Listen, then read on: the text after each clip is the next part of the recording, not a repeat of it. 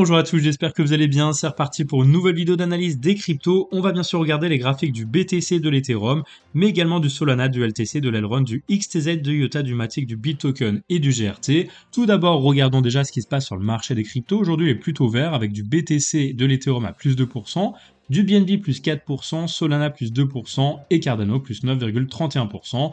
Voilà, c'est plutôt haussier aujourd'hui. Regardons maintenant ce qui se passe sur les graphiques. Allez, c'est parti!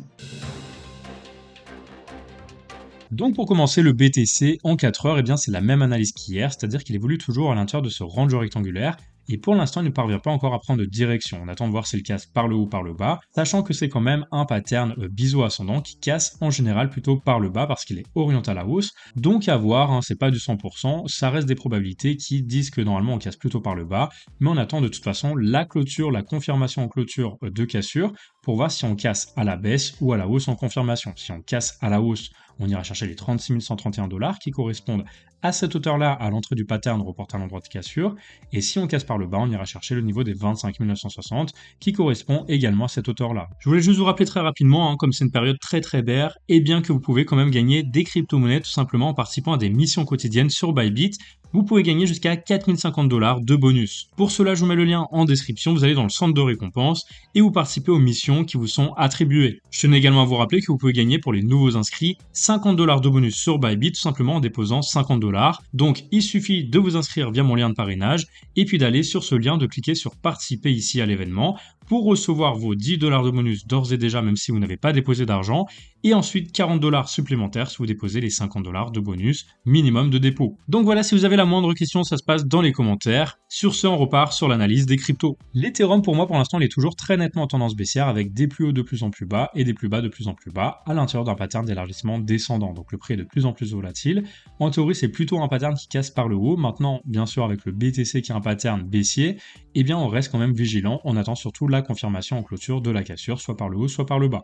Si on casse cette trendline ici, et puis à la fois aussi cette résistance, on aura de fortes probabilités ensuite, suite à la cassure des 1900 $, et bien d'aller chercher les 2213 $ qui correspondent à cette hauteur-là reportée à l'endroit de cassure. Maintenant, si on est rejeté et qu'on vient casser à la baisse ce pattern, on ira chercher les 1322 $ environ. Bien sûr, ce sont des objectifs à ajuster en fonction de l'endroit où on va casser. Là, actuellement, on est plutôt en zone neutre parce qu'on est au-dessus d'un support, mais en dessous d'une résistance. Et puis, on a quand même le nuage ici et la Kijun qui viennent servir d'obstacle au prix, donc attention.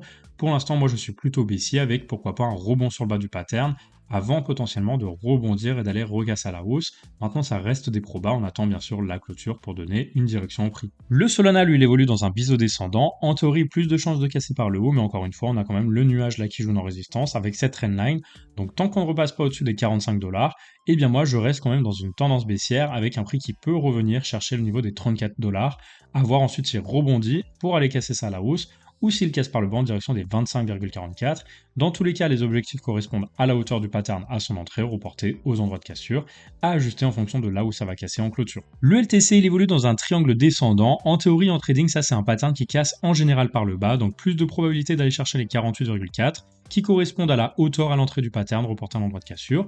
Bien sûr, ça reste des probabilités, donc on va bien attendre la cassure en clôture de ce pattern, ici aux alentours des 60,8. Si on casse ça très largement en clôture, eh bien on déclenchera une target à 48,4. Et si par contre on rebondit et on va casser dans l'autre sens, on attendra bien sûr de repasser au-dessus des 66,7, bien sûr au-dessus du nuage en fait, pour aller viser ensuite le niveau des 81,7. Sur l'Elrond, on a un prix qui évolue à l'intérieur d'un biseau descendant ou d'un canal baissier, ça dépend comment on le voit. Personnellement, je vois plutôt un canal baissier d'ailleurs. Et donc le prix pour l'instant est en train de retester un niveau de support très important. Il faut absolument le tenir parce que si on repasse en dessous du niveau des 63 $, eh bien on risque d'aller chercher le bas du pattern et là attention à ne pas le casser par le bas en direction des 42,43 qui correspondent à la hauteur à la sortie du pattern. Donc à voir si on casse par le bas en confirmation. Tant qu'on ne casse pas ici en clôture, on peut toujours espérer repasser à la hausse. Mais attention parce que tant qu'on ne repasse pas au-dessus des 78,94, ça reste compliqué.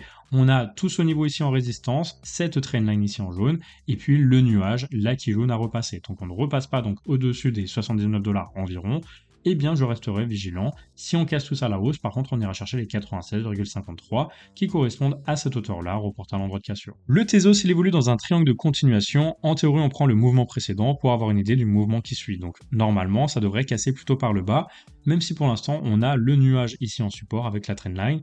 Donc on est plutôt en zone neutre, on va attendre de voir si on casse par le haut ou par le bas, parce que ça reste des probabilités, et nous tout ce qu'on veut c'est avoir une cassure dans un sens ou dans l'autre pour rentrer en trade. Voilà, si on casse par le bas, on ira chercher les 1,40, et si on casse par le haut, on ira chercher le niveau des 3,03 environ, donc la hauteur à l'entrée du pattern, reporter à l'endroit de cassure. Là, j'ai mis les niveaux de support et de résistance très importants. Donc, ce niveau ici de résistance à 2,30, il faudra absolument le casser à la hausse pour, en clôture, après, se dire qu'on ira viser les 3,03 parce que tant qu'on ne repasse pas au-dessus de ça, eh bien, on risque d'être rejeté, de faire un fake out et puis de repasser à l'intérieur pour potentiellement casser par le bas. Et là, c'est pareil. Si on casse à la baisse, on ira prendre quand même un niveau de profit ici aux alentours des 1,60, puis ensuite au niveau des 1,40 parce que on peut toujours rebondir sur ce niveau-là pour au mieux repartir. Donc voilà, pour résumer, on attend de voir si on casse dans un sens ou dans l'autre pour entrer en trade en direction de nos objectifs qu'on a définis au préalable sur notre plan de trading. Le IOTA, lui, il évolue depuis plusieurs jours à l'intérieur d'un triangle ici de consolidation. En théorie, ça casse plutôt par le bas parce que c'est un triangle de consolidation, on prend le mouvement précédent et du coup, on a une baisse à venir normalement. Maintenant, ça reste des probas.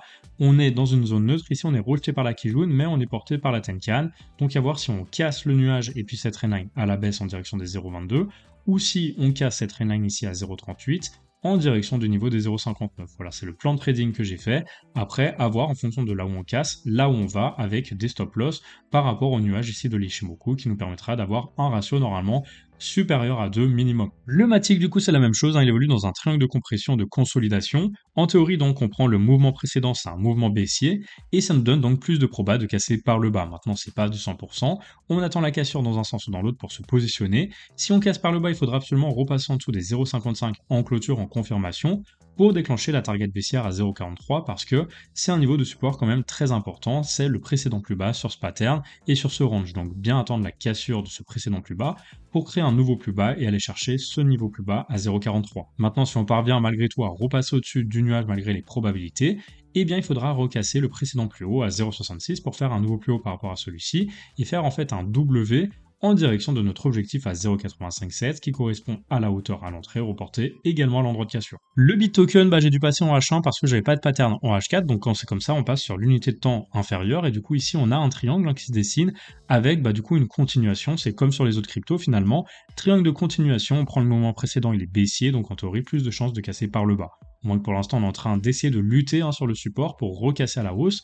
Soit on va réussir à recasser à la hausse le nuage et dans ce cas on pourrait potentiellement repartir casser cette trendline en direction des 0,70 environ, ça correspond à la hauteur du triangle reportant l'endroit de cassure, ou soit malheureusement on est rejeté, on recasse à la baisse ce triangle en direction d'un nouveau plus bas à 0,45. Donc à surveiller la cassure à venir de ce pattern par le bas ou par le haut, la consolidation arrive à la fin, donc en théorie on devrait casser d'ici les prochaines heures environ. Et enfin le GRT, pareil, il évolue dans un triangle de continuation, plus de proba cassé par le bas parce que le mouvement précédent était baissier, et en plus on est sous la Tenkan, la Kijun et le nuage, donc en théorie plus de résistance, plus de proba également de casser par le bas. On va surveiller tout ça. Si on casse à la baisse, il faudra attendre la clôture aux alentours des 0,13 pour déclencher la target baissière à 0,09 qui correspond à la hauteur ici, reportant l'endroit de cassure.